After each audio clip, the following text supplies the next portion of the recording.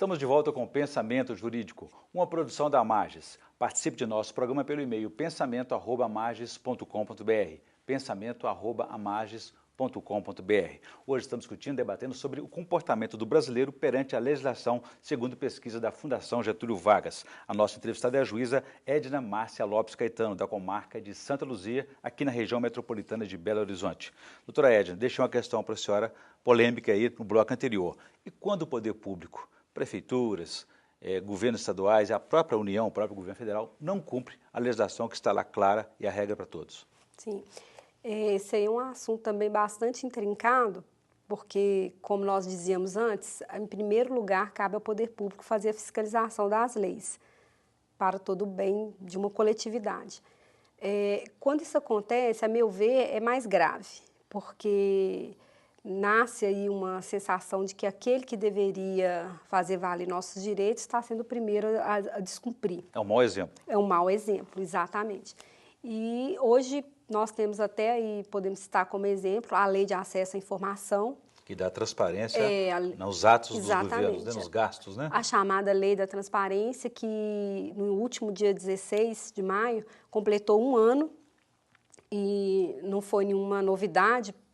Os órgãos de imprensa noticiaram que ainda existem prefeituras, órgãos públicos que ainda não tomaram providências para fazer valer na íntegra. E a lei fixou um prazo de 6 meses para que dentro dos sites dos órgãos públicos, das 3 esferas, municipal, federal, estadual, tanto o Poder Executivo, Legislativo, Judiciário, sejam dado notícia àquele cidadão interessado sobre os gastos, sobre as receitas, sobre contratos, obras, salários de servidores, de forma que não existam, e nunca existiu, as chamadas caixinhas pretas, até porque hoje, no princípio da democracia que nós vivemos, é preciso dar ao cidadão contas do que os órgãos públicos fazem com o dinheiro que pertence ao povo. Mas nesse caso, doutora Edna, o cidadão pode cobrar do poder público, ou o Ministério Público deveria fazê-lo, no sentido de fazer com que o cumprimento da legislação seja feito por prefeitura, governo, estados e União?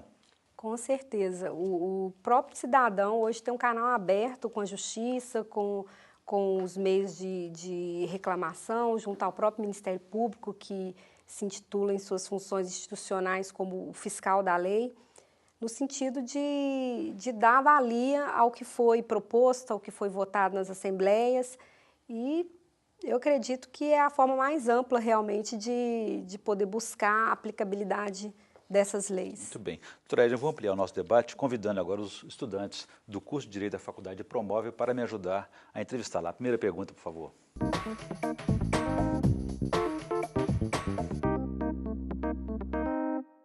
Eu queria saber como é classificado as prioridades para a regulamentação do poder pelo Executivo das normas de trânsito. A prioridade, a meu ver, é classificada no sentido de qual a importância que aquela lei tem para o seu cumprimento imediato. Uma norma de trânsito, por exemplo, importância de regulamentar a ordem de prioridade é que ela, de fato, já entre em vigor logo para beneficiar o próprio cidadão que está nas ruas da cidade, seja o pedestre, seja o motorista. E a outra questão também que eu vejo é a questão também de evitar o sentimento de impunidade. Quanto mais tempo demorar para regulamentar a lei, mais pode nascer o desejo ou até aquele sentimento de se eu não cumprir nada vai ocorrer. Queria saber qual é a real eficácia de uma lei onde não é imposta nenhuma sanção.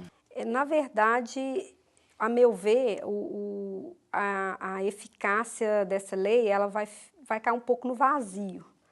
A lei que não discorre nenhuma sanção, ela pode cair no vácuo, porque o cidadão pode imaginar que se eu não tenho punição, qual que é a vazão de fazer cumprir?